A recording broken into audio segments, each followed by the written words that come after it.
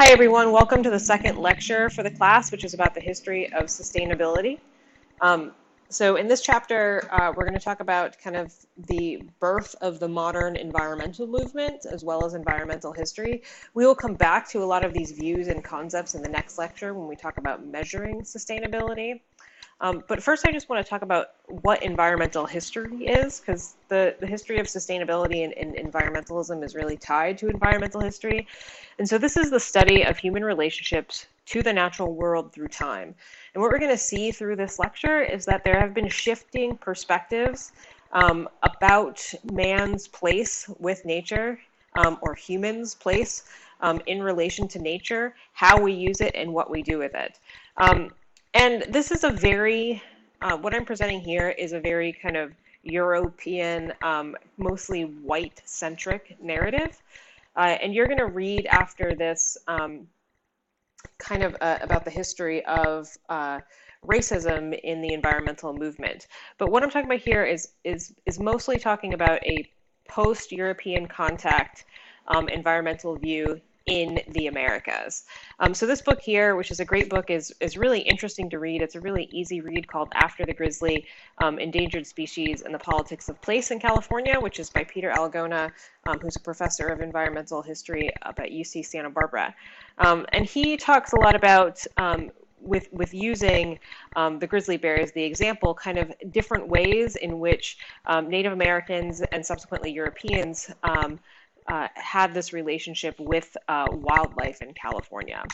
So again, I'm going to start with this kind of expansion into the New World during this period where colonialism, we're kicking off kind of colonialism.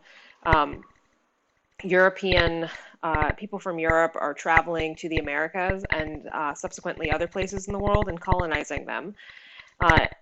And this brings ideas from Europe about the environment, right? The way that Europeans thought of nature and thought of the environment was very different from a lot of Native Americans.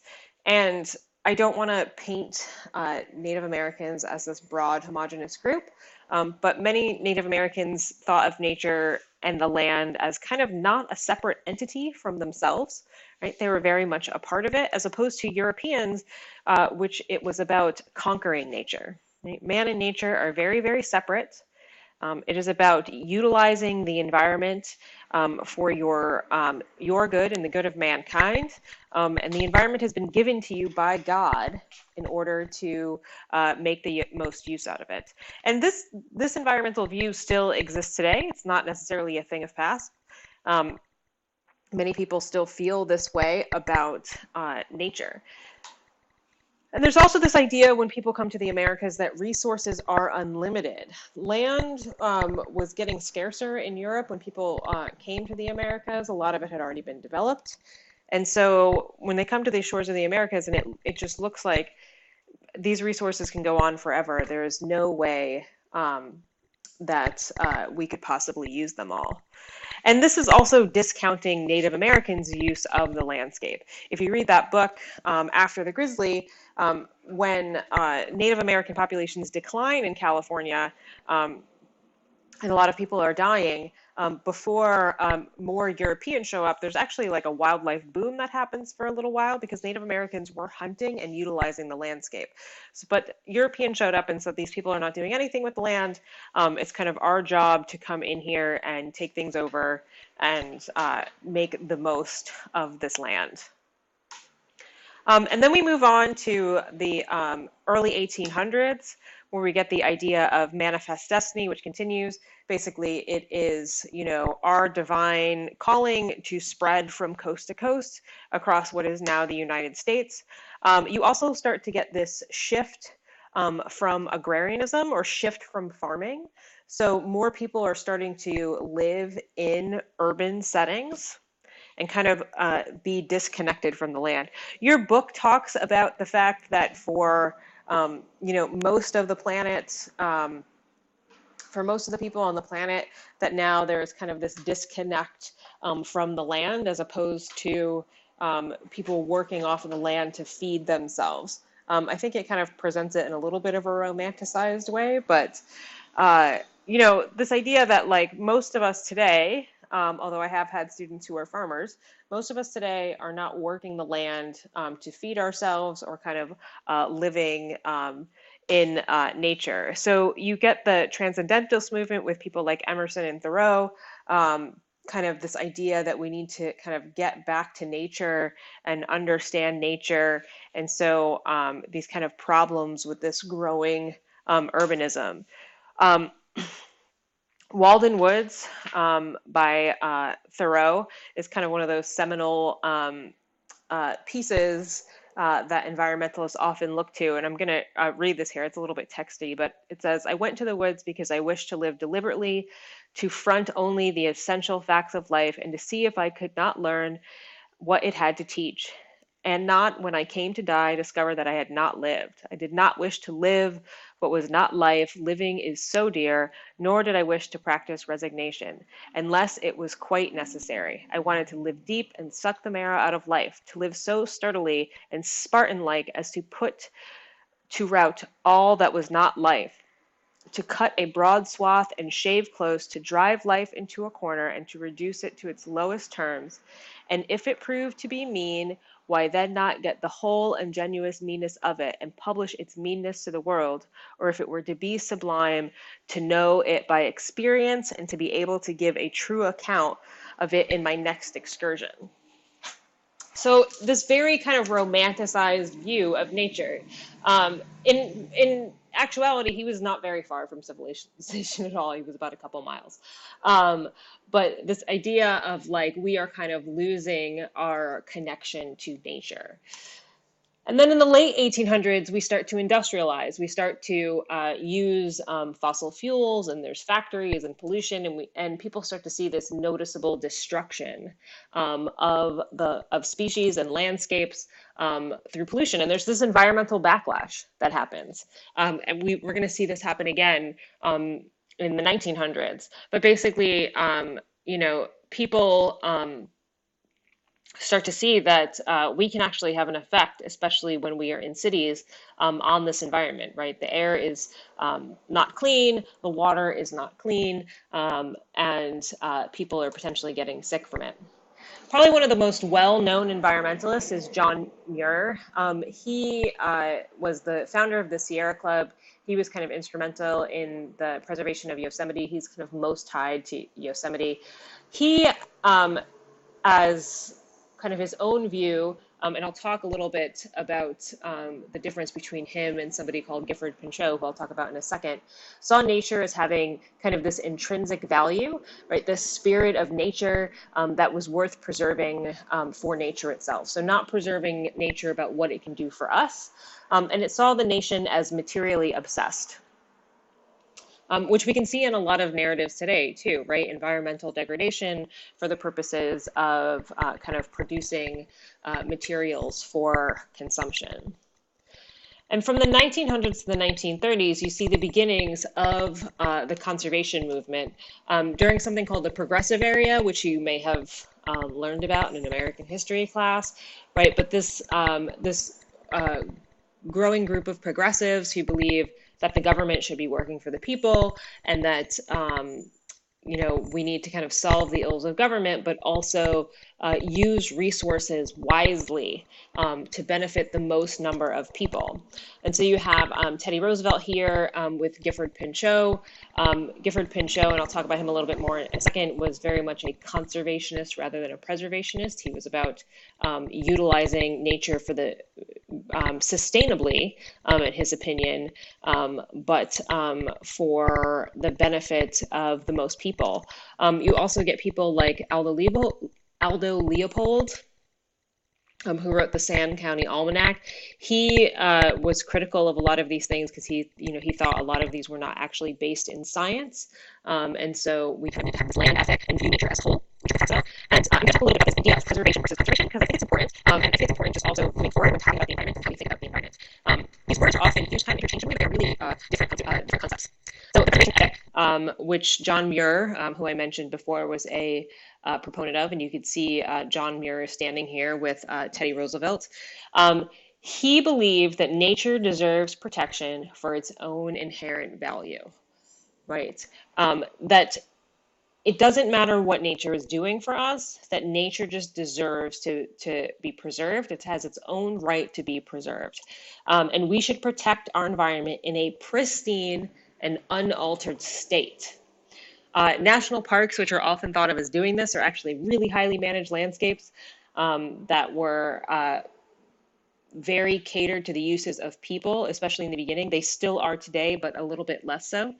Um, what you're going to read in a little bit is that he also had some pretty racist views about different people living off the land, especially Native Americans. So again, nature deserves protection for its own inherent value. This is opposed to Gifford Pinchot, um, who has more of a conservation ethic. A conservation ethic is more anthropocentric, which what I mean by that, rather than centering nature in the picture, we are centering people in this picture. So we want to use natural resources wisely. We don't want to waste them. We don't want to go in and just clear cut an entire forest down. But it's a kind of utilitarian standard that calls for using resources for the greatest good for the most people for the longest time. So when you see in California, like the draining of Owens Lake to bring water to LA. This is a very kind of like, we need a sustainable water supply for the most people for the longest, right? Less people live in Owens Lake, but despite the fact that we are, kind of destroying this natural landscape. So using resources wisely, but benefiting the most people. And so after the 1930s, we kind of enter into the 1940s and the 1950s, especially during World War II and post World War II. There's kind of this superabundance and scientific supremacy, which means we start to, it's like better living through chemicals. This is a poster that's DDT is good for me. DDT is a pesticide that was just kind of widely sprayed through neighborhoods everywhere all the time. I'll show a picture of that in a second. But we start to use a lot of chemicals. This is kind of the birth of a lot of pesticides. And this idea that we are going to solve all of our problems through science and through the use of these kind of chemicals without thinking much about the consequences.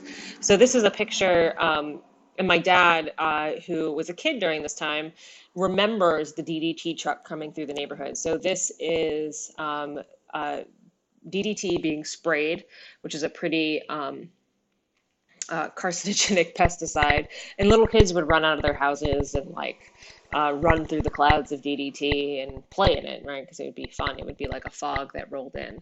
And my dad kind of distinctly remembers doing this. We don't do this anymore. We don't just apply DDT everywhere just because bugs are a nuisance. And then we start to get some kind of natural, I don't want to say natural disasters, but kind of incidents related to the environment that make us think like maybe our approach is not the best one. So again, if you look at the kind of ebb and flow that happened previously, where it was all about kind of consuming nature, and then all of a sudden we see pollution and then we react to it. So we get something like the Cuyahoga River fire. Literally, we didn't have the Clean Water Act, and so people would discharge all sorts of things into rivers, and they would actually become flammable. And people start seeing, again, lots of noticeable air pollution. Very famously, Rachel Carson writes a book called Silent Spring that kind of brings awareness to this idea of pesticides and our use of chemicals. Silent spring refers to less birds being born in the spring. The spring is silent. We don't hear the kind of chatter of nature that we used to. And in 1970, we established Earth Day, which has been celebrated every year since. This is San Diego's Earth Day in Balboa Park. But all of this kind of coming about after this post-40s, post-World War II era, when people start to get kind of reconcerned and reinvigorated by destruction to the environment. We have the 1969 Santa Barbara oil spill, which is one of the things that leads to a national marine sanctuary being established there, so that they cannot do offshore drilling there. There's still some offshore drilling outside of the sanctuary. This is an oil spill that happened there a couple of years ago. We also get this picture called Earthrise from the Apollo 8 moon orbit, like really trying to view ourselves as, not this, the Earth is not this indestructible thing, right? But it is, this one's called Blue Marble, right? We can kind of have some perspective on where we fall within space, and that we really are kind of, not that big, and we can have the power to do um, some pretty severe harm to this planet of ours. And so the 1970s is the environmental decade. You get the establishment of the Environmental Protection Agency, or the EPA. You get the National Environmental Policy Act in 1970, and which is called NEPA. California has a more strict law called CEQA, which is the California Environmental Policy Act. So again, the Environmental Protection Agency, the Clean Air Act, and the Clean Water Act, which have some pretty profound effects on our air quality and our water quality. A lot of people think that the Clean Air Act and the Clean Water Act are regulatory overreaches, and they would like to see those scaled back. But they did a lot to prevent that type of environmental pollution that we had before. And then we also get kind of these places like Love Canal, which was this area in upstate New York that there was a lot of chemical dumping, and we saw incidents of cancer and leukemia. And we created something called these Superfund sites, where the government would go in and clean up these areas that were heavily polluted.